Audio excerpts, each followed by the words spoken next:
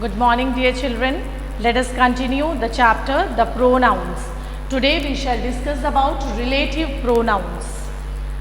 What is relative pronoun? Dear children, relative pronouns relate a noun or a group of words that follow. It relates, it creates a link, it joins. You can see here another, in a simple way you can understand, it link phrases or clauses to another in a sentence. Phrases means group of words and clauses means which are having the subject and predicate and a verb in it, clear, like a sentence. So when they link the phrases or clauses with another in a sentence are called relative pronouns. So you can understand the pronouns which create a link between noun and other group of words in a sentence are called relative pronouns. Words such as who, whom, that, which, when and where, all these are the relative pronouns. Now let us understand with the help of an example. Dear children, as I told you, the words such as who, whom, that, which, when and where, all these words are used to ask questions also. Here the same words we are using as relative pronouns. Clear? Dear children, if the same kind of words comes, how you have to recognize? You have to recognize them by their function, the role they play in a sentence. Here we can see this word, here you can see the word which and whose. Here these words are not used to ask questions. Clear? They are playing some other role in these sentences. Try to understand. This is the pen which I was looking for. This is the pen which I was, which stands here for the pen. It is replacing a noun which. Clear? As you know, pronoun is always replacing a noun. This is the pen which I was looking for. Here the word which is used instead of the noun pen. And you can see here, this is the pen. Can be one sentence.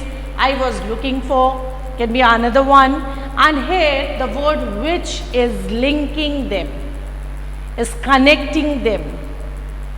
It relates the noun and other group of words in a sentence. So here the word which is playing the role of relative pronoun as it is replacing a noun pen and also linking between the noun and other words in a sentence.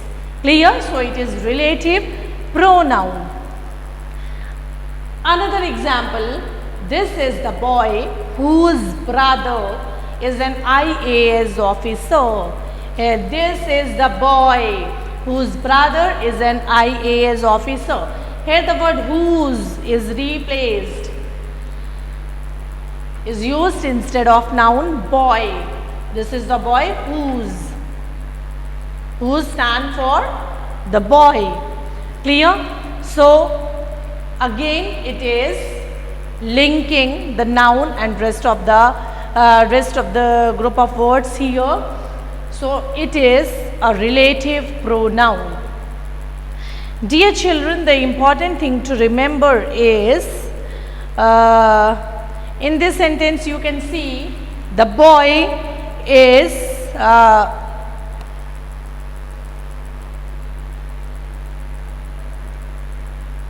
instead the boy, the word whose is used. Clear?